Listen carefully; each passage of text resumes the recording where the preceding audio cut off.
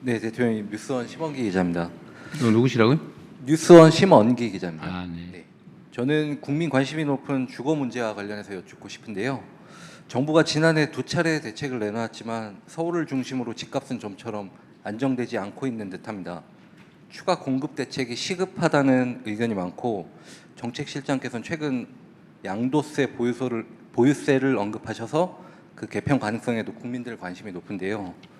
대통령께서는 그동안 시장의 자율성을 강조하며 인위적 개입은 지양해야 한다는 지론을 밝혀오셨지만 서민 집값 안정을 위해선 정부의 직접적 개입이 불가피한 것 아니냐, 필요하다는 의견도 상당히 고심이 크실 것 같습니다. 정부가 이른 시점 혹은 상반기 중에는 부동산 정책의 큰 그림을 제시할 준비를 하고 계신지, 양도세나 보유세 등 세제 전반 개편도 함께 추진할 계획이신지 등에 관해 말씀 주시면 감사하겠습니다. 네, 대한민국의 집값 수준은 일본의 잃어버린 30년이 문제됐을 그 시점의 상황을 향해서 계속 치닫고 있습니다. 아마 아시겠지만 평균적인 노동자들이 받는 월급을 한 푼도 안 쓰고 전부 적금할 경우에 그 지역에 집을 사는데 몇 년 걸리냐, 이런 지수가 있는 거 아마 잘 아실 겁니다. 대한민국이 아마 정확한 숫자는 아닌데 15년 동안 하나도 안 먹고 하나도 안 쓰고 다 모아야 결국 평균적인 근로자가 평균적인 집을 살 수 있다, 막 그래 돼 있을 거예요. 엄청나게 집값이 높은 거예요. 여러 가지 요인들이 있겠죠. 대한민국은 투자 자산이 전부 부동산, 거의 대부분이 부동산 아닙니까? 이런 나라도 좀 드물죠. 수도권 집중도가 엄청나게 좀 높죠. 지금도 수도권으로 몰리고 있습니다. 그러니까 당연히 수요 공급의 균형이 무너지고 집값이 상승하게 되는 요인이 되는 것 같아요. 아주 근본적인 대책은 수도권 집중을 완화하는 것하고 자산 배분에서 부동산 보유 비중을 줄이는 것이라고 생각됩니다. 그래서 근본적인 정책 방향을 우리는 이제 금융의 생산적 금융으로의 전환, 돈만 있으면 무조건 집을 또는 땅을, 건물을 사려고 하는 이걸 좀 이제는 좀 유용한 금융 자산으로, 특히 그 중에서도 생산적 영역의 주식 시장으로 이렇게 전환을 하기 위해서 우리가 정책적 노력을 하고 있습니다. 뭐 조금은 효과가 있는 것 같아요.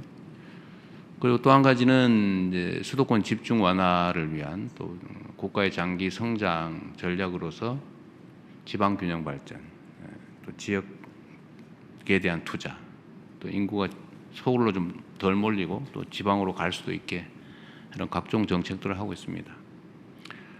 미세하긴 한데 하나의 이제 이게 큰 효과가 있다는 뜻은 아니고, 저기 이제 인구 소멸 위험을 겪는 저쪽 남부 지방, 강원도 저쪽에 아주 구석에, 충청도 어디 이런 지역에 농어촌 기본소득이라고 이제 월 15만 원 1인당 연간 180만 원쯤 되겠죠. 이제 이거를 지역화표로 지급해서 동네에서 좀 쓰게 이렇게 했더니 인구가 많이 늘어났다고 해요. 근데 이게 지금 2년만 한다고 하니까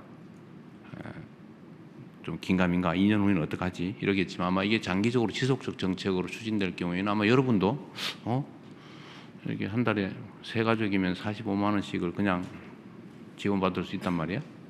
부부가 가면 기초연금에다가 농어촌 기본소득 더하면 사는데 지장이 없네, 이렇게 판단되면 여러분도 나중에 많이 지방으로 갈 가능성도 있죠, 그죠?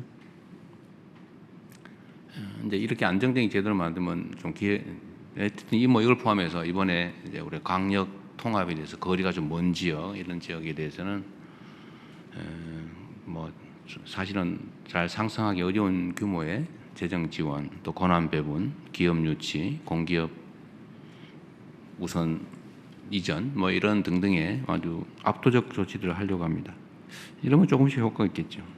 그러나 이건 아주 근본적인 대책이고, 좀 단기적 대책으로 보면 보통 우리가 생각하는 대로 뭐 공급을 늘리는 방법, 또 수요를 억제시키는 방법, 뭐 이 두 가지 아닙니까? 공급을 늘리는 방법으로는 수도권에 집을 지을 땅을 대대로 확보하거나 재건축, 재개발을 활성화하거나 아니면 뭐 여유부지들의 주택을 추가로 짓거나 하는 거죠. 아마 곧 국토부에서 공급 확대 방안을, 현실적인 공급 확대 방안을 발표할 겁니다. 아마 여러분들은 과거에는 뭐 주택을 뭐 100만 호를 뭐 이런 말씀을 많이 들었을 텐데 최근에 그 얘기를 잘 못 들으실 거예요. 연간 수십만 호가 사라지기도 하고 또 새로 지어지기도 하고 그러죠. 많을 때는. 근데 우리는 이제 그런 추상적 수치보다는 아주 구체적이고 현실적인 수치를 제시하려고 하죠. 그것도 뭐 계획 수준이 아니라 인허가 착공 기준으로. 그래서 곧 공급을 늘리는 방안은 발표할 테니까 조금 기다려봐 주시고요. 두 번째로 이제 공급에는 신축 공급이 있고 이제 뭐 주택을 많이 가지고 있는 사람들이 내놓게 하는 공급책도 있죠. 뭐 그런 방법도 저희가 찾고 있습니다. 이제 수요를 억제시키는 거 말고 이제 저희가 공급을 늘리는 거 말고 수요를 억제시키는 것도 중요한 정책이죠. 예를 들면 내가 이제 먹고 살만해져서 좀 더 넓은 집으로 가야 되겠네. 또는 내가 부모하고 같이 살다가 또는 동거를 누군가 뭐 하고 있다가 이제 독립해서 나 집을 하나 가져야 되겠네.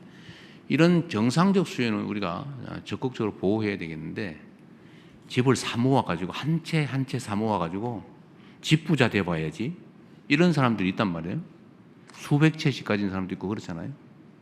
수십 채, 뭐 서너 채는 기본이고 이런 경우도 있어요. 이런 건 투기적 수요라고 하죠.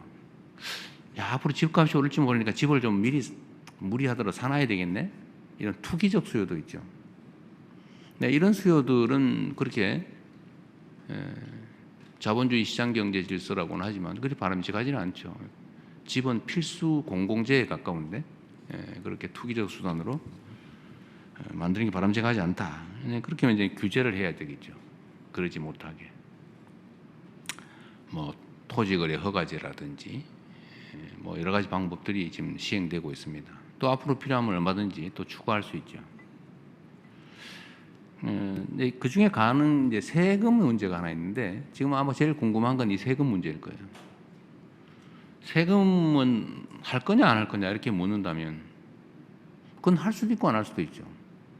가급적이면 세금이란 국가 재정을 확보하기 위한 수단인데 이런 규제 수단으로 전용하는 건 바람직하진 않아요. 가급적 자제하는 게 좋다. 그러나 반드시 필요한데 유효한 수단인데 필요한 상태가 됐는데 바람직하지 않다고 안 쓸 이유는 없죠. 가능하면 그런 상황이 안 오기를 바라죠. 그러나 저는 그런 생각은 합니다. 저는 이게 적절히 조정될 거라고 봐요.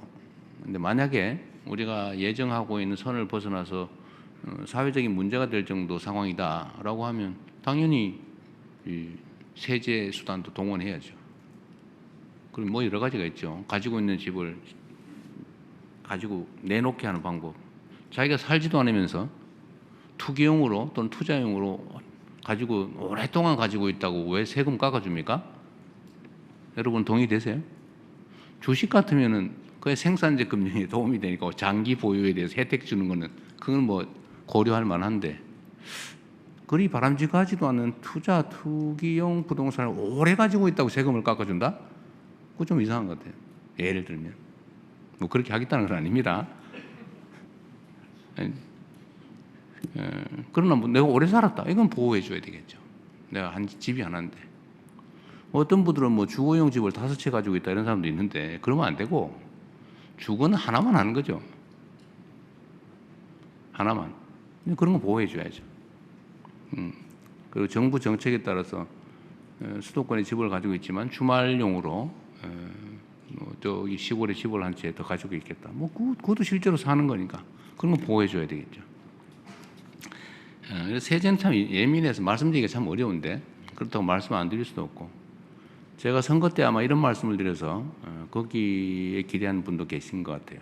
세금으로 집값 잡는 거는 뭐 웬만하면 안 하겠다. 제가 그 최대한 뒤로 미루려고 하죠. 정책 수단은 그 본래 목표가 있어요.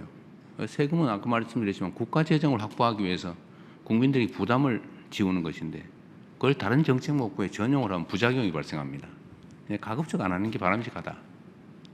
마지막 수단으로 하는 게 제일 좋지 않겠냐. 그리고 시중에 이런 얘기도 많이 있던데요. 그 보유세 자꾸 얘기하니까 그 보유세 하면 부담되고 정치적으로도 옳지 않고 우리 국민들한테 부당한 부담을 줄 수 있으니까 50억 넘는 데만 하자. 50억 보유세 뭐 이런 얘기도 여러분 들어보셨을 거예요. 제가 한다는 얘기는 아닙니다. 그런 소문이 있더라 라는 뜻입니다.